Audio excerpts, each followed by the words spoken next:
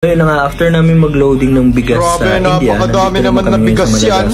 And mano-mano pa rin nilang sinasalansan yung gabundok na bigas na Mano-mano, napakadami niyan, men.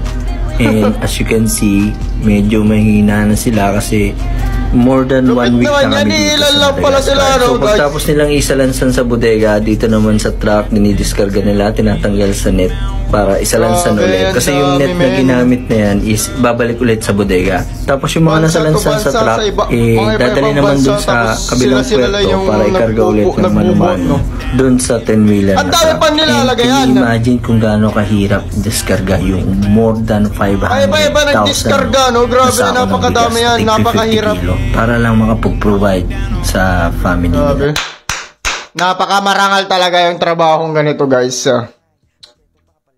Malupit sila, grabe, napakadami pero kaya pa din nila. Ganyan talaga kalakas ang mga Pilipino.